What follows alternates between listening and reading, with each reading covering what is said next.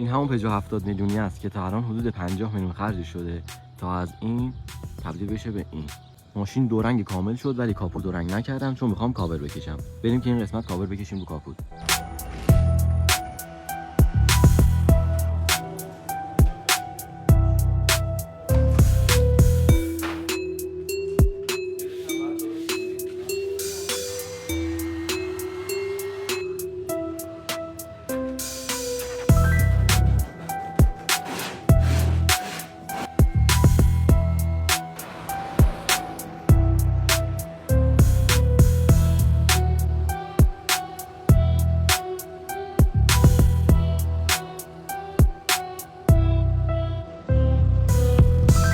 بازسازی این پژو 70 میلیونی بالاخره تموم شد و امروز بخوایم زهای بغلش رو نصب کنیم.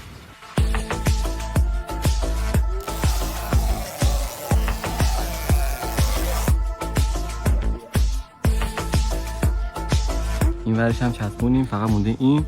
قشنگ یه دونه چسب مصرف کرد واسه 8 6 تا قطعه.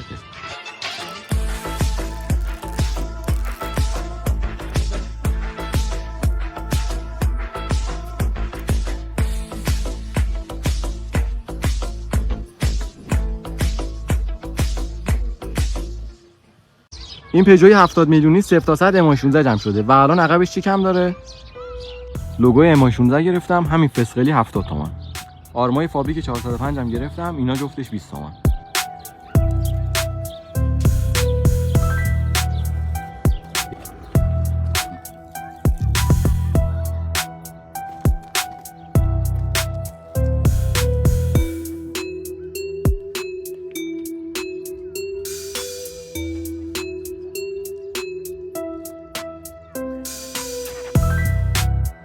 با 70 میلیون چی میدن؟ من این ماشین رو گرفتم 70 میلیون. البته این شکلی بود که تبدیلش کردم به این. بدنه این ماشین رو دو رنگ کردم و برای ماشین کیت ام 16 گرفتم و الان روخش یه چیزی کم داره. اونم چیزی نیست جز ارتفاع. واقعا ماشین ارتفاعش از عقب بالاست، بعد عقبش رو بیاریم پایین.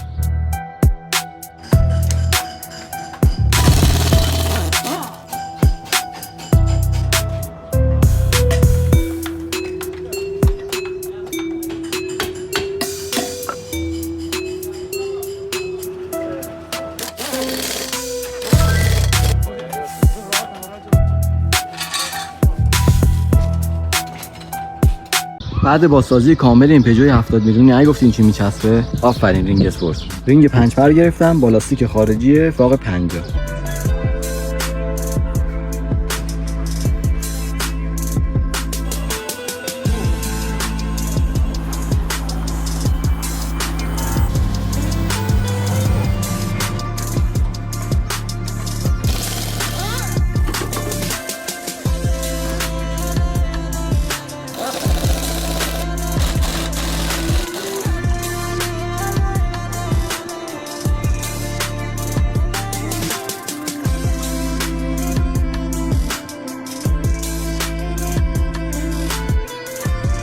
بریم که امروز منبع اسپورت ببندیم روی 2000. منبع رنجاودی گرفتم با سر اگزوز دولول آرسی. رفتم اگزوز سازی و از اونجایی که منبع فابریک ماشین سایزش خیلی بزرگتر از منبع اسپورته، باید بهش یه تیکه لوله جوش میدادیم که اوستا زحمتشو کشید و واسه اون لوله رو برش داد. یه طرف لوله رو به منبع جوش دادیم و اون سر لوله هم فلنج فابریک ماشین رو بستیم تا به صورت فابریکی باز و بسته بشه. بعد از اینکه منبع خنک شد، دوستا منبع رو برد زیر ماشین و با گیره‌های فابریکی سر جاش قرار داد طوری که به سفر نچسبه و سفر آب نکنه. بعدش هم محض اطمینان گیرها رو جوش داد و اینم شد نتیجه کار.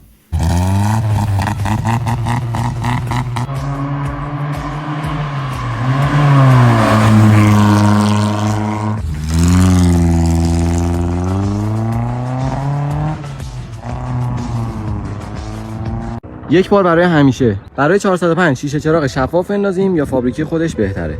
اول باید جلو پنجره باز بشه که از اینجا 2 تا پیچ میخوره، اینجا هم 2 تا مهره.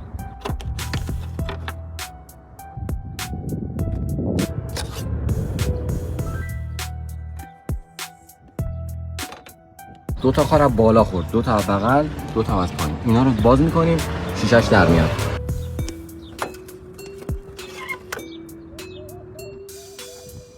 ماشینای دیگه چراغاشون پرسه یا با چسب آبندی میشن، ولی 405 یه دونه واشر داره که میفته لای کاسه چراغ و شیشه روش. الان 2 تا شیشه رو در آوردم داخل کاسه، اینور خیلی براق‌تر و تمیزتر از اون داره. حالا فعلا میندازیم، بعدا شاید اینو عوض کنیم.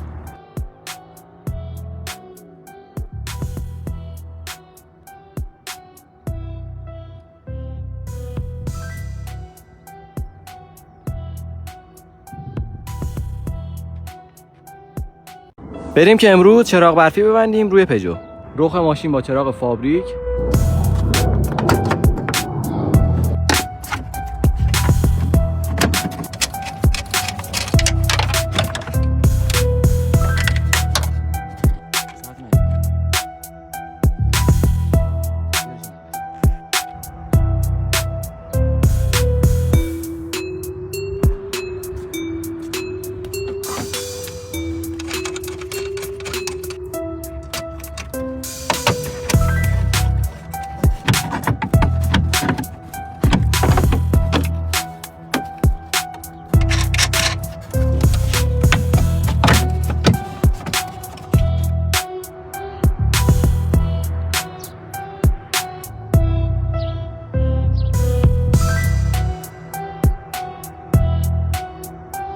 بعد بازسازی کامل پژو 70 میلیونی و تبدیلش از این به این، حالا نوبت میرسه به بازسازی داخل ماشین که وضعیتش خیلی داغونه و همه چیزش تقریبا باید عوض بشه.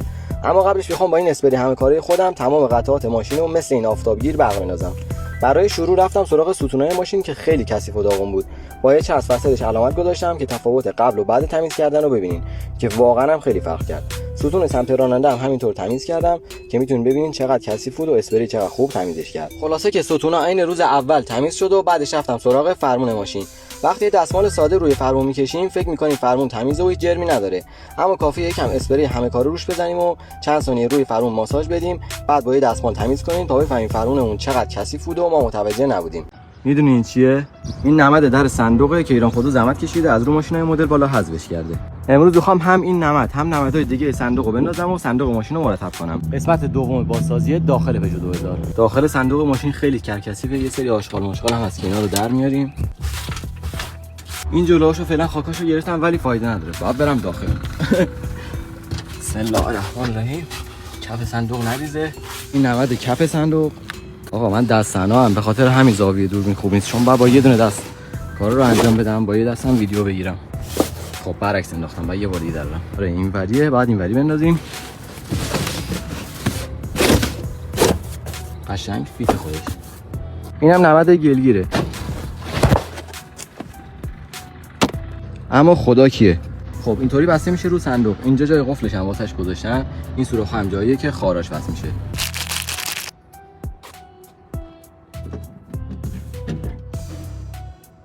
بریم که با 15 میلیون سیستم ببندیم روی پژو. صاحب 1500 آرامس برند پاناتک گرفتم با یه جفت میدرنج سایز 8 از برند ایکس بیسان. آمپیلی 3200 وات بوشمن گرفتم که برای این سیستم جوابه. ضبط سونی 6 خروجی گرفتم که 2 تا خروجی حسابم داره و کارو در میاره. سیم کشی آرسی هم گرفتیم و رفتیم سراغ نصب کردن سیستم. برای نصب سیستم یه دونه سیم برق از زیر داشبورد رد میکنن که یه سرش میخوره به باتری و اون که سرش هم از زیر فلاپا رد میشه و میرسه به صندوق برای برق آمپیلی. سیمای آرسی هم از پشت داشبورد رد میشه تا به پشت ضبط بخوره و اون سرش هم بخوره به آمپیلی. که آمپیلی رو خیلی تمیز برای اون نصب کردن و سیمای برقش هم نصب کردن و رفتیم سراغ تاقچه نوعی که خریده بودیم که بعد برش میخورد تا بتونیم میدرنجای سایز 8 مون رو روش بندازیم. همه چی تقریبا تموم شده بود، فقط مونده بود نصب کردن ضبط و تنظیماتش که اوستا این کارو برامون انجام داد و سیستم آماده شد. بریم برای تست صدا.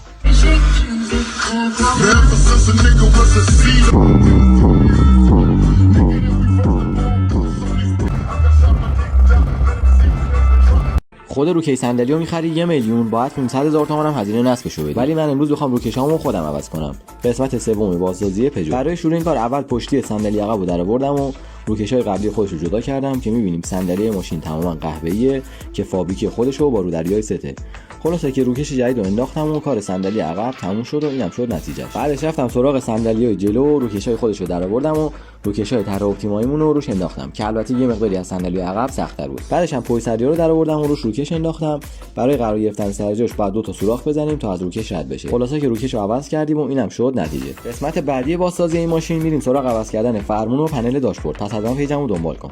بازسازی بیرون این پژو 70 میلیونی تموم شد و الان می‌خوایم بریم فرمون ماشین رو عوض کنیم. فرمون قبلی ELX بود که فرمون مدل بالایی گرفتم.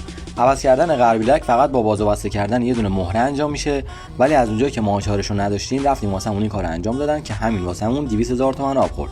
خلاصه که فرمون عوض شد و آنباکسش هم انجام دادم. بعد گفتم برم سراغ داشبورد. پنل بخاری ماشین خیلی داغون بود که اینم عوض کردم و یه دونه نو انداختم.